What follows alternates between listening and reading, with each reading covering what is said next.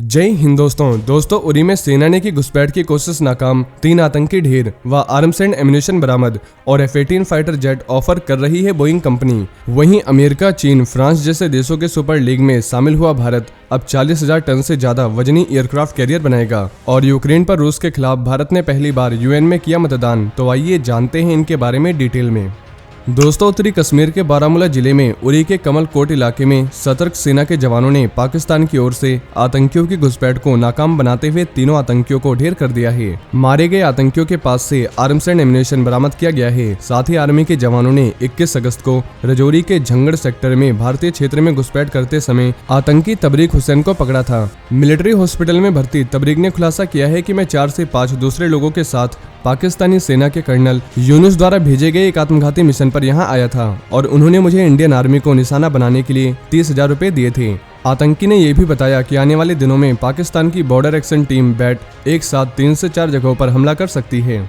वहीं जाने माने वैज्ञानिक समीर वी कामत को DRDO का अध्यक्ष बनाया गया है। साथ ही करंट सेक्रेटरी जी सतीश रेड्डी को डिफेंस मिनिस्टर का साइंटिफिक एडवाइजर नियुक्त किया गया है। कामत फिलहाल DRDO के naval system and materials division के हेड हैं और अब वो जी सतीश रेड्डी की जगह लेंगे। दोस्तों, कामत 60 साल की एज पूरा करने या अगले ऑर्डर तक पद पर रहेंगे। वहीं डिफेंस सेक्टर में भारत आत्मनिर्भरता की तरफ धीरे धीरे अपना कदम तो आगे बढ़ा ही रहा है। साथ ही वह अब अपनी क्षमता के बल पर इस क्षेत्र में धाक रखने वाली देशों की सुपर लीग में भी शामिल होने लगा है। फाइटर जेट्स को ले जाने वाले हेवी वॉरशिप्स के निर्माण में भारत अभी पीछे था, लेकिन अब वह इस क्षमता को हासिल कर चुका है। नेवी ने थर्सडे को बताया कि भारत अब अमेरिका, ब्रिटेन, रूस, चीन और फ्रांस जैसे देशों की सुपर लीग में शामिल हो गया है, जो 40,000 टन से ज्यादा वजनी एयरक्राफ्ट कैरियर की डिजाइन व इनका निर्माण कर सकता है। नेवी के कमोडोर थापर ने बताया कि देश का पहला स्वदेश निर्मित एयरक्राफ्ट कैरियर IAC विक्रांत 2 सितंबर को नेवी में शामिल हो जाएगा। एयरक्राफ्ट कैरियर के निर्माण में भारत का यह बड़ा कदम है। साथ ही IAC विक्रांत में महिला ऑफिसर्स व महिला अग्निवीर सेलर्स के लिए एयरक्राफ्ट कैरियर में पर्याप्त जगह होगी। इसके अलावा इसमें 2200 कंपार्टमेंट्स होंगे।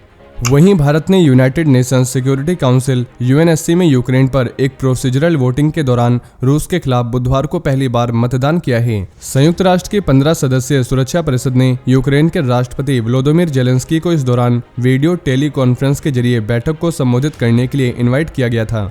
रूस की सेना ने फरवरी में यूक्रेन पर हमला कर दिया था। इसके बाद से यूक्रेन के मामले पर भारत ने पहली बार रूस के खिलाफ मतदान किया है। अभी तक नई Delhi United Nations security council में यूक्रेन के मामले से बचता रहा है, जिससे अमेरिका समेत पश्चिमी देश नाखुश थे।